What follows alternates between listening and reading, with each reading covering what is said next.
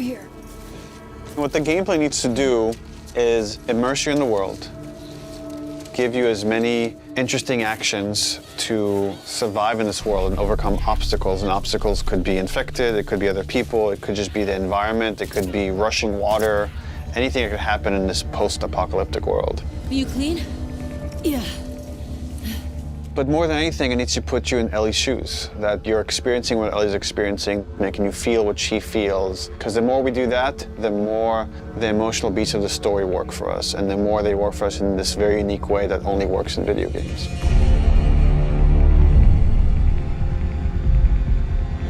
The gameplay philosophy of The Last of Us Part 2 is putting you in the shoes of Ellie and everything that that means. It means giving you a threat constantly, as this world has. It means giving you the hard choices.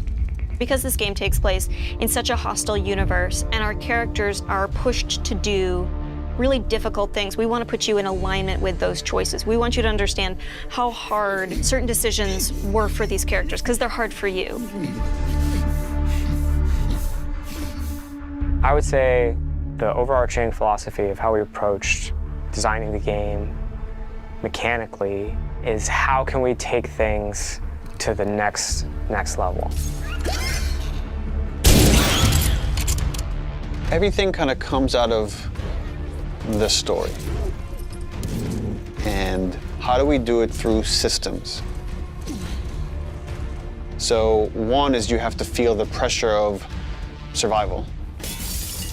Survive by the skin of my teeth. How do I use all the scrap around me? Any kind of bullet, any kind of rag, any kind of bottle of alcohol. How do we give you that sense of being a survivor in this world?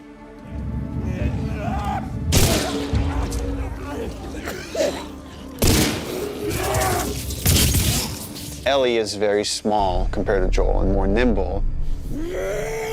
How do we make you feel like you're not the strongest person in the room, but you still should be able to rise to the challenge and survive, you know, a fight with a bunch of people that are all bigger than you?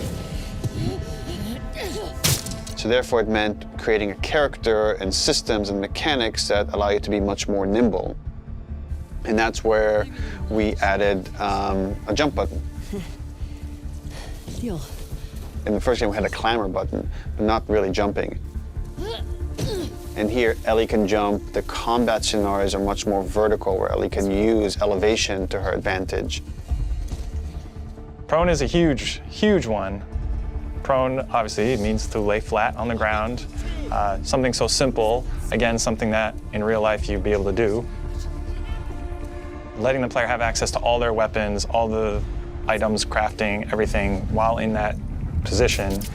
And it just creates so many more emergent things in gameplay. Now that we have this other state that the player could be in, which are very low to the ground, how else can we use this other than just hiding in vegetation? We're like, well, there's a lot of man-made things or different structures that have collapsed that allow just enough space for you to crawl under, and which means that now, as enemies are looking for you, you can crawl under things and hide, and it's just one more way to assess your environment and use it to Ellie's advantage.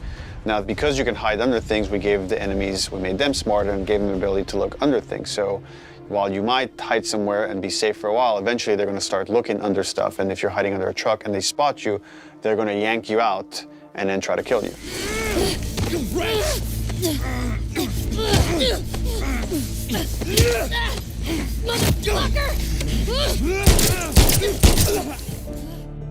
Dodging is a big one, because now with dodge, anytime you're in a scuffle, you have a chance to get away.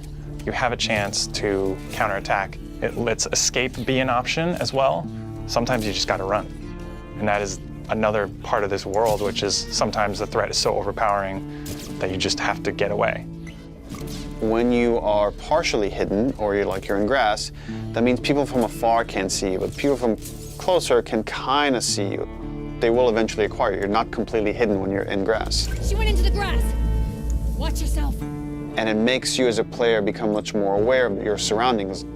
Jump, prone, dodge, all these things feed into both exploration and combat because it lets us expand the space. The size of spaces can be bigger, the intricacy of spaces can be more complex, and it still works exactly as you would expect.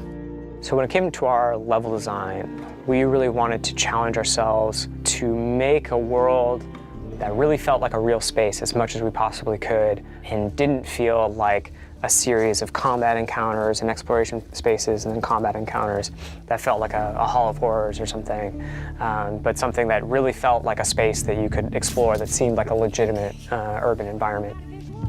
And that pushed us to make our level design even more open than it was in the first game, which for us at the time was pretty open. In this game, we've gone so far in making the level design open that there are actually entire story moments, entire combat encounters, like full scripted sequences that you may completely miss.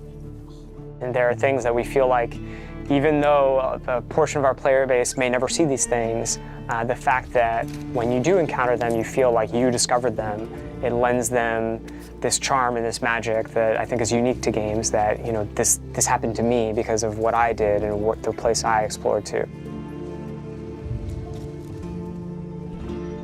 Crafting is very much about a payoff to exploration, meaning that when you enter new spaces, you want to look around for supplies. You want to open drawers and cabinets and look for different things that will allow you to craft either items that can help you heal, items that can help you attack multiple enemies at once, such as the Molotov or the landmine that Ellie can craft.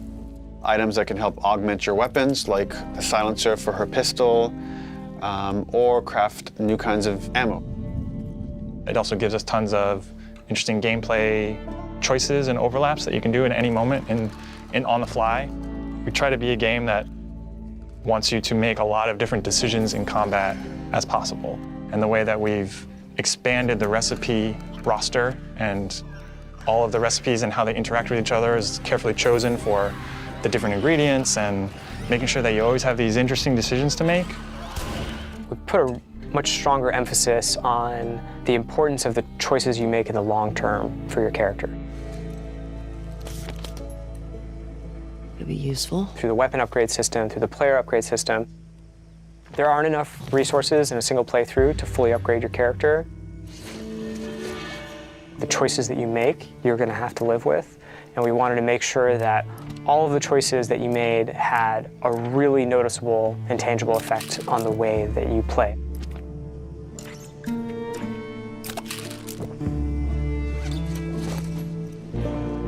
You feel a greater kinship with Ellie because you are living with decisions that you've already made. Like you are continuing this through line of her journey through this world, and the moment-to-moment gameplay is influenced by that in a way that we haven't before.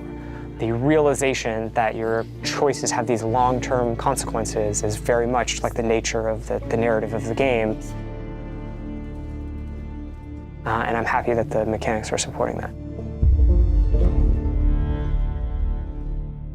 PlayStation